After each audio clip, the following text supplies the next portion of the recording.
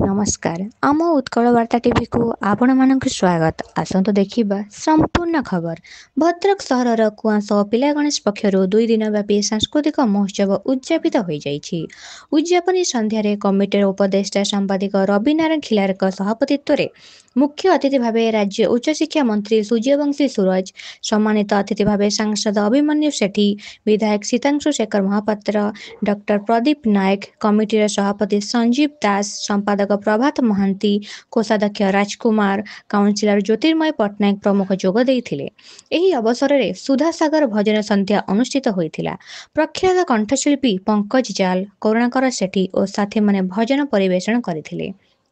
ଏହି ଅବସରରେ doctor Dhananjay Panda, doctor Bhagyashree Panda, ସମାଜସେବୀ ଐଶ୍ୟକାନ୍ତ ମହାନ୍ତି, ସେବିକା ସବିତା ମହାନ୍ତି ଓ ସ୍ୱଚ୍ଛସାଥୀ ମନୋରମା ମାଝୀଙ୍କୁ ସମ୍ବର୍ଦ୍ଧିତ କରାଯାଇଥିଲା। ଶେଷରେ ଅଂଶଗ୍ରହଣ କରିଥିବା କୁନି ନୃତ୍ୟଶିଳ୍ପୀଙ୍କୁ ପୁରସ୍କୃତ କରାଯାଇଥିଲା। ଉଦ୍ଘାଟନୀ ଉତ୍ସବରେ ଅତିଥି ଭାବେ ଡେପୁଟି କଲେକ୍ଟର କାର୍ତ୍ତିକନାଥ ମଣ୍ଡଳ ଓ ଅତିରିକ୍ତ ଜିଲ୍ଲା ଆରକ୍ଷୀ ଅଧୀକ୍ଷକ ଅଂଶୁମାନ ଦ୍ୱିବେଦୀ ଯୋଗଦେବା ସହିତ ସଙ୍ଗୀତ ଗାନ କରିଥିଲେ।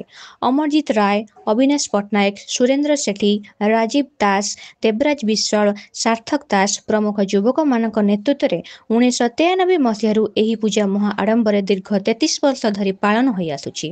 ଭଦ୍ରକରୁ ଅକ୍ଷୟ ନାୟକଙ୍କ ରିପୋର୍ଟ।